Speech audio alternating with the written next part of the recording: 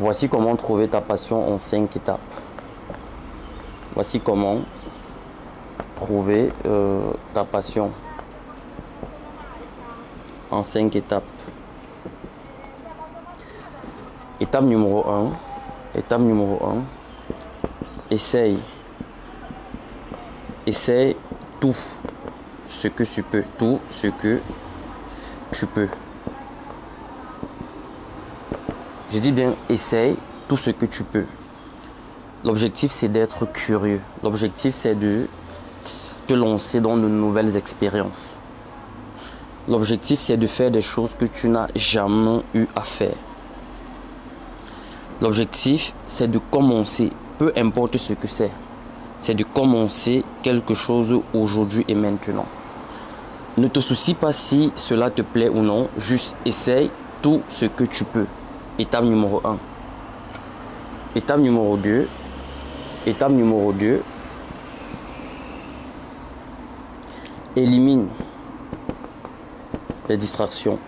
Élimine les distractions. Et observe ton propre comportement. Observe ton comportement. Observe ton comportement. Mets de côté tout ce qui peut te distraire. Tout ce qui peut t'empêcher de passer à l'action. Ça peut être ton téléphone. Tu sais quelles sont les distractions dans ta vie. Tu sais quelles sont les distractions dans ta vie. Mets tout ça de côté et observe ton propre comportement. Pourquoi observer ton propre comportement? Parce que pendant que tu seras en train d'essayer tout ce que tu pourras, pendant que tu seras curieux à faire de nouvelles choses, à te lancer dans de nouvelles expériences, observer ton comportement te permettra de creuser en profondeur pour découvrir ou déterminer ce qui t'intéresse, et ce qui ne t'intéresse pas. Donc, pendant que tu essayes quelque chose, observe ton propre comportement. Qu'est-ce qui se passe en toi? Quelles sont tes émotions? Quels sont tes sentiments, etc. Est-ce que ce que je fais m'intéresse ou pas? Tu observes, tu notes. Ça, c'est l'étape numéro 2. Étape numéro 3. Étape numéro 3. Crée quelque chose. Crée quelque chose. Qu'est-ce que ça veut dire? Ça veut simplement dire travaille sur des projets concrets. Il ne faudrait pas que tout reste dans ta tête. Non, tu dois travailler sur des projets concrets.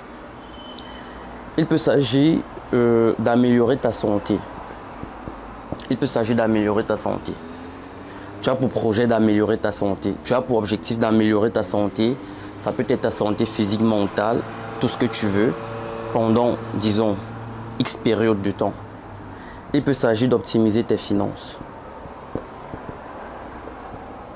Il peut s'agir d'optimiser tes finances. Il peut s'agir d'apprendre une nouvelle compétence. Ça veut dire quoi? Ça veut dire ne te limite pas à essayer des choses. Pendant que tu sais ces choses, travaille sur des projets concrets. Pourquoi est-ce que je te suggère, je te conseille de travailler sur des projets concrets? Parce que l'apprentissage par la pratique est plus efficace que l'apprentissage par la théorie, etc. Donc, si en essayant plein de choses, imaginons que tu te retrouves à essayer, disons, tu te retrouves à essayer le UX design utilisateur, etc. Au lieu de te limiter à la théorie, tu peux dire, je vais travailler sur un projet concret. Je vais refaire, disons, l'interface. Je vais refaire peut-être, disons, l'interface graphique et visuelle d'une application. Ça, c'est le concret. Si tu t'intéresses peut-être au graphisme, tu peux dire, le projet concret sur lequel je vais travailler chaque matin, je vais peut-être travailler sur une affiche publicitaire, sur un flyer, etc. Ça, c'est concret. Parce que pendant que tu travailles sur des projets concrets, tu acquiers des compétences pratiques. et tu découvres ce que tu ne connaissais pas. Donc, en 3, crée quelque chose, travaille sur un projet concret. En 4, partage tes résultats. Partage tes résultats. Partage tes travaux, partage tes solutions, partage tes découvertes, etc. Moi, par exemple, lorsque je travaille sur un projet d'écriture, lorsque j'écris un livre, qu'est-ce que je fais? Il m'arrive de temps à autre de partager des extraits de mon livre sur les réseaux sociaux. Il m'arrive de partager des extraits de mon livre avec mon entourage sur ma story Instagram, WhatsApp, etc. Donc, partage tes résultats. Pourquoi? Parce que lorsque tu partages ce que tu fais avec les autres, cela t'aide à mieux assimiler cela. Parce que pour partager quelque chose avec quelqu'un, il va falloir premièrement avoir compris la chose en elle-même. Donc partage tes résultats, partage tes expériences, partage tes découvertes. On a tellement de réseaux, il y a tellement de réseaux sociaux pour le faire. En 4, en 5, répète le processus. Pourquoi? On dit souvent que la répétition, c'est la mère des sciences. Donc, c'est le fait de répéter ce processus.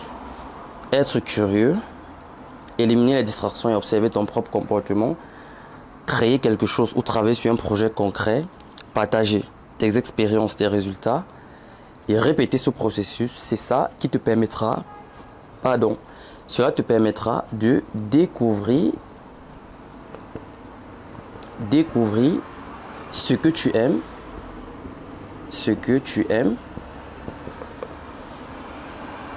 et ce que tu n'aimes pas. Donc, ces 5 étapes vont te permettre de découvrir ce que tu aimes et ce que tu n'aimes pas. Cela va te permettre de découvrir ce qui t'anime, ce qui te donne de l'enthousiasme, ce qui te donne envie de te lever chaque matin. Et ce qui ne te parle pas, ce qui ne résonne pas vraiment avec toi. Donc, répète le processus jusqu'à ce que tu trouves ce que tu aimes et ce que tu n'aimes pas. Donc, voilà les 5 étapes pour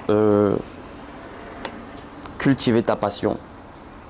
Voilà les 5 étapes pour développer ta passion. Moi, je préfère ne pas dire trouver ta passion parce que en réalité, la passion, ce n'est pas quelque chose qui tombe du ciel en un claquement de doigts. Non, la passion se cultive, ça se développe avec le temps. Ça se développe par la curiosité. On est curieux, on travaille sur quelque chose, on développe de l'intérêt et après on devient passionné.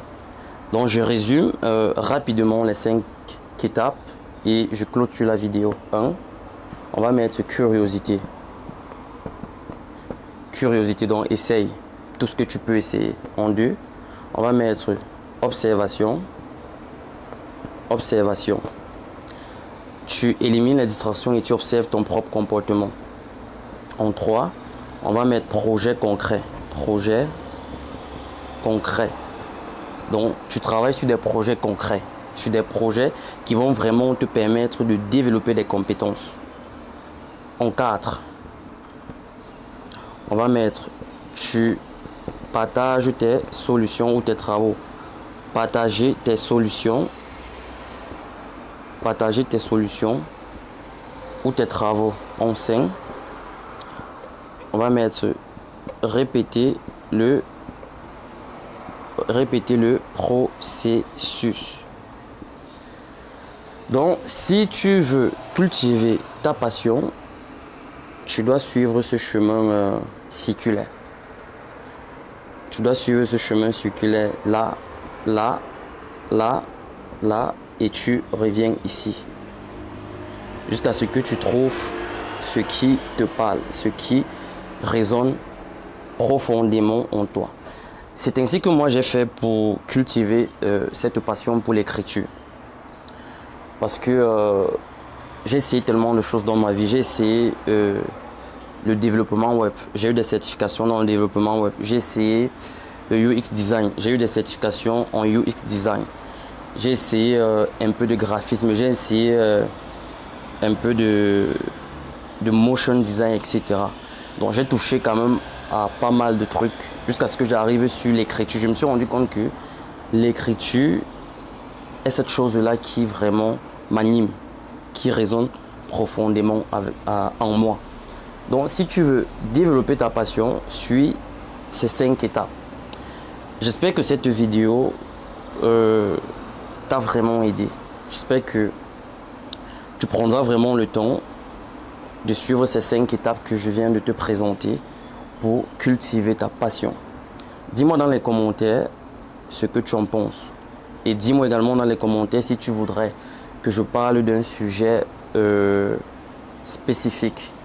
Je pourrais te parler de la procrastination, je pourrais te parler des traumatismes, je pourrais te parler de la clarté mentale. Donc, dis-moi ce que tu voudrais que je fasse. Quel autre tutoriel est-ce que tu aimerais que je fasse? Et n'oublie pas de t'abonner à cette chaîne, de liker et de partager cette vidéo avec quelqu'un qui pourrait en avoir besoin. Prends soin de toi et surtout que Dieu te bénisse.